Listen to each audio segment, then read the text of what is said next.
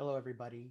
My name is Johnny Rowing, and I'm actually going to be the coach that learns alongside of you this semester and reviews your reflection journals throughout the entirety of this semester. There may be a few other assignments that I grade as well, but that'll be my main focus. So I thought it might be nice to just say hello to you really quick and then maybe cover a couple of things that I think will almost certainly assure your success on this assignment. And I hope will also bear fruit in helping you to improve your thinking, your clarity, and your writing in general. There's a few of you that have already had me as a coach in previous classes. For example, in Reggie Jane's class from the fall of 2020, I did some coaching in that class as well. So you have a general idea of my expectations, but the wide majority of you have not had me yet. And I just wanted to do my level best to try to assist you and help you to pursue success. So just know that when I leave the feedback, sometimes text based communication can come across a little harsh. If I'm telling you, here's some things that you can do to improve, please know that it comes from a place where my only desire is to see you get better. So it's not really meant as harsh judgment on, your weaknesses as a human being or anything like that. It's just really meant to focus on improving your journals or whatever work I end up kind of coaching this semester. So I intend for it to come from a good place. Just like this video, I want it to help you to succeed. So I probably will start off the semester with feedback that's a little bit more exhaustive. And then as the semester progresses, chances are your work is going to become increasingly excellent. And so it's going to require less coaching. And maybe I'll just put a few comments on there, probably mostly compliments, because you'll be achieving really excellent work.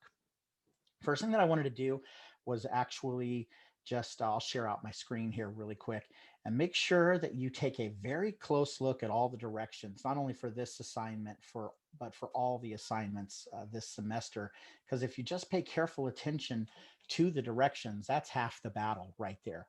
So the first thing that I want you to notice is that every week in every module, these directions are largely going to stay the same, but there will be some alteration in the language that happens down here in step 4, and particularly underneath the examine actual prompt. That'll change every week.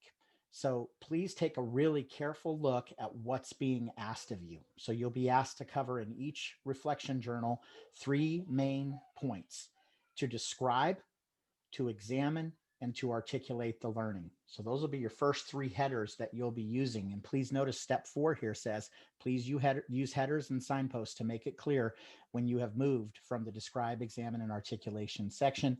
In addition, please type in the actual questions or copy and paste the questions directly from here into your Google Doc, and then just use those as a starting point.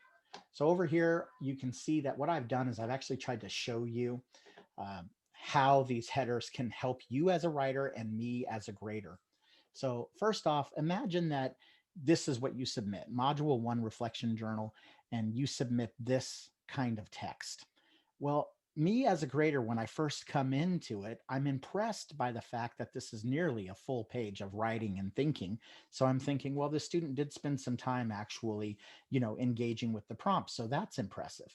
The problem is there's supposed to be a describe, examine, and articulate learning section that are submitted. And I don't know if you've done all 3 of those things. Visually, as I look at this submission, I just can't know that. And then, of course, there's sub questions underneath each section. So I have to play detective and work really hard to be able to determine whether or not you've accomplished it. And that just takes a lot of work. There'll be some like 65, 70 students that I'll be looking at these journals. And it's me mentally engaging with the material in a way that's kind of pedantic and not a lot of fun. I'd rather be looking at the actual prompts. So that's one of the reasons why we ask for you to use the signposting, is because it helps as a grader, but it also should help you as a writer, because how do you know that you've done describe, examine, and articulate learning? And how do you know that you've answered each one of the sub questions? Well, visually, you can't know. So it doesn't help me as a reader, and it doesn't give you the assurance that you want as a writer. If we move to the next stage where visual signposts, paragraphs, I can look at this same submission, but now it's been reformatted with paragraphs. I've got 1, 2, 3, 4, 5, 6 paragraphs So that tells me, well, chances are it's the same amount of material. It's still impressive. There's 3 sections that a student is supposed to answer. I've got 6 sections here. So chances are they've probably addressed all 3, but I don't know where each section begins or ends. So this is why we've asked for you to do this. Start off with just, your module 1 reflection journal header, and then say, okay, here's the describe section. Underneath the describe section, you've been asked to address what, where, who, when, and why. And that'll pretty much stay the same for each module in these reflection journals. So these headers, describe, what, where, who, when, and why, can pretty much stay the same throughout the semester. The examine section is usually only going to ask you one how did I question. This in module 1 is asking you to meaningfully synthesize connections among experiences outside the formal classroom. So this is going to be the big change every week, is that sometimes it'll be asking for you to look at things that are outside the formal classroom. So maybe where you work or in your home experience, or maybe some hobby that you're engaged in. So we're not talking about experiences inside the classroom, we're talking about outside the classroom. Maybe in a future module, they'll say, well, what about connections between 2 different classes or maybe 2 different disciplines? Sometimes they'll ask, what about connections within the same class? So pay careful attention to the examine. That will change each week. But you can just see visually here, not only do I see the same amount of content, but now I'm being able to see as a grader, and you are able to see as a writer, well, I'm supposed to address what, where, who, when, and why. Have I? Well, I clearly have. I can look back at this. And have I done so with good depth? So this can help you as a writer too, because look, for example, underneath the when section. This is 2 sentences for the when. And that's not always going to be a problem, but the balance is kind of bad here. You've done a nice job of giving details here, 5 sentences or so underneath each one of these, and this one's fairly unbalanced. And maybe it's because it needs to be, it's not as in depth, but it's probably because you just didn't spend the kind of time that you should have really thinking about the when. So that will help you as a writer to make sure that you're addressing everything with good depth and detail. All right. So underneath the articulate learning section, often be what did I learn? How did I learn it? Why is it important? Right here, why does learning matter? Why is it important? And what ways will I use this learning? So if you will use these headers and paragraphs and subheaders, it's going to help you to make sure you really are addressing every single prompt. And it'll help me as a reader to be able to see that you're addressing every single prompt in a very, very clear way. So let me move past the format and go into the content tips that I would give you. What I often see from students in the reflection journals is they're just far too general or superficial in their coverage of each one of these questions. So, for example, if you're asked, where did you learn it? You might be tempted to write something like, I learned this in my Philosophy 101 class. What this is a general statement, and it lacks detail, specificity, or really any value for you as a writer, because you haven't really been able to dig in deep to that experience of where you learned it. So the purpose of a reflection journal is to really get you to reflect and look back on experiences and think of the ways that these experiences in the past might also influence experiences in the future.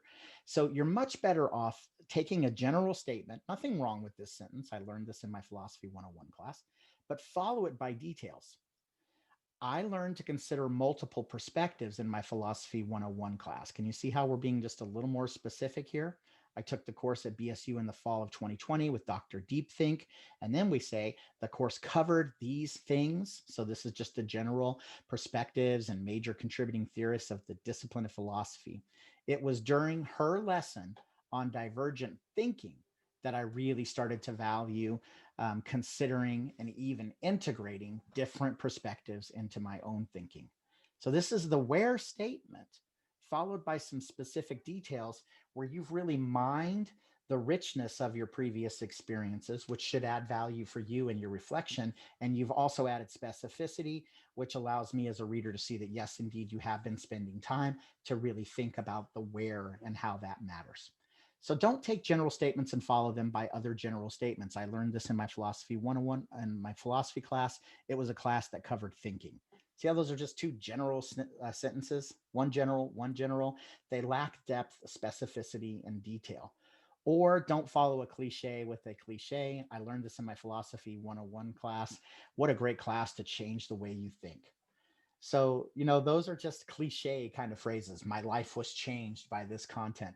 So instead, what you want to do is add a general statement followed by specific details. If you will add all of this nice formatting and follow that pattern of general followed by a couple of specific details. I learned it in a book that I read. Well, what book was it that you read? Why not share out? It was a book that you read called Creating Great Choices. And maybe even get more specific than that and say, specifically, I really enjoyed the section that talked about exercises leading to students discovering their own fish. So, what is the fish and why is that important? So, talk about that and add those specific details. And it should add value to these reflections. Some of you may feel like, oh, reflections are a waste of time. Well, part of the reason why they might be a waste of time is because the time hasn't actually been spent to really do good mining of those experiences that you've had in the past. So if we stay at a superficial level, of course, the value of the reflection is not going to be very good because it's superficial. But if we will dig deep in our experiences, then it should have more value.